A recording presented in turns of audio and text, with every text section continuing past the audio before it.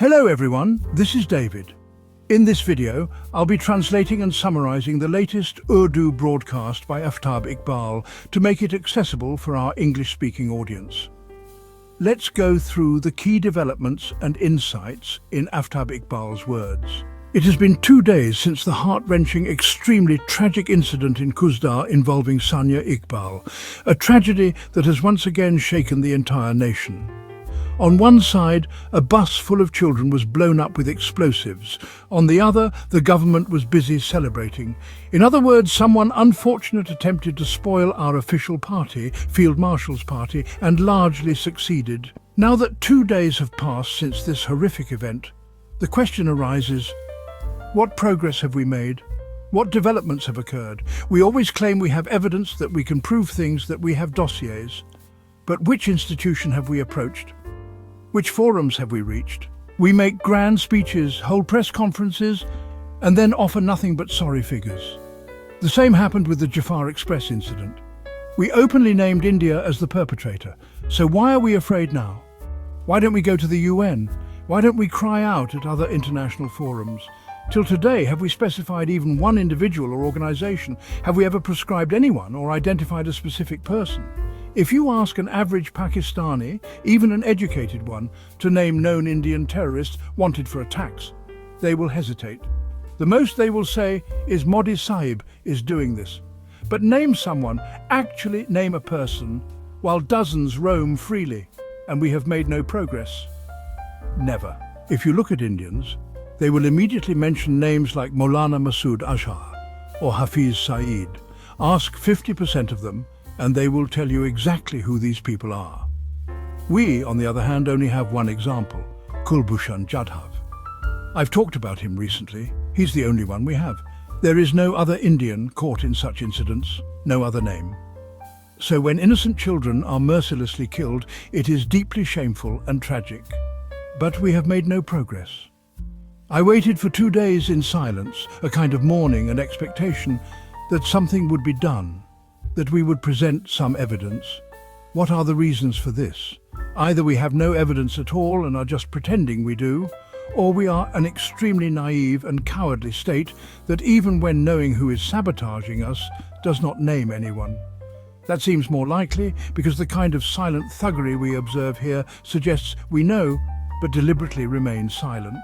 So, ladies and gentlemen, we are failing to raise our case, gain sympathies, name culprits, and take our case to major platforms. Now, look at India. They speak to the point. This happened, and this is who we want. Even if they lie boldly. Why can't we do the same? What's the difference between us and India? They only take advantage of their size and clout. Why don't we turn that into a disadvantage for them? At the very least, we could state our limitations or name our weaknesses. Yes, we may be weak, but when war erupts, even the weak can overpower the strong. We've seen that. India openly demands sanctions on Pakistan, wants us removed from lists, banned from cricket, trade, FATF. They point and we suffer. Why have we never made India face even a little discomfort? Because those ruling Pakistan are only concerned with survival. They came through the back door, or worse, through the chimney, descending with blackened faces. They care nothing for the country, only for themselves. We should consider ourselves lucky if they manage even basic self-preservation. Imagine for a moment a doomsday scenario. If a similar incident happened in India, like the bus attack where 45 or 46 children were killed and 6 confirmed dead. God forbid, if that happened in India, imagine the repercussions. A child is the easiest target. The enemy waits for such opportunities. This would be extremely dangerous. There are countless vested interest groups, third parties who would love to spark a conflict between 2 nuclear-armed nations. This is no small matter. War stands at your doorstep. And what are we doing? Our official parties are being spoiled. No doubt this was a major embarrassment for the Field Marshal. Just as he was celebrating, this incident occurred. They say conscience does nothing but spoil the enjoyment of sin. That's all it does. That's all conscience is. Let me present one more scenario. My mic might be having issues. Maybe a network problem, which is common in Pakistan. I'll check with PCR if the sound is okay. If it's fine, let's continue.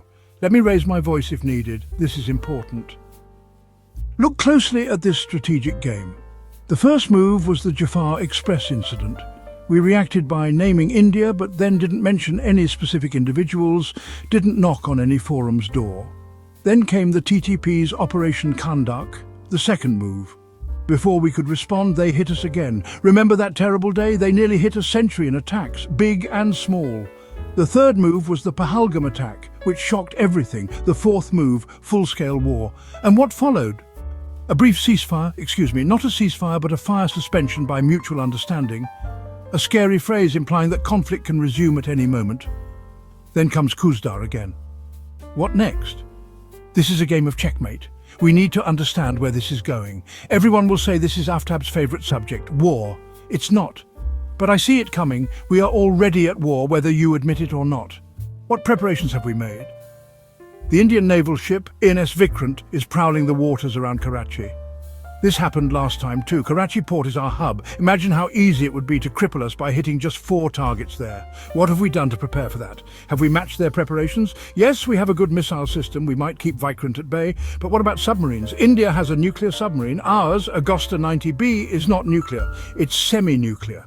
India's nuclear sub runs on nuclear fuel and is extremely dangerous. It has no sound signature, doesn't show up on sonar. It's stealthy.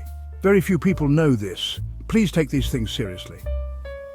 Ask China for help. We have done so before. There's no shame in it.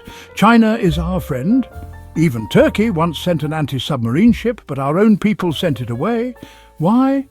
Maybe that nuclear submarine is already near Karachi.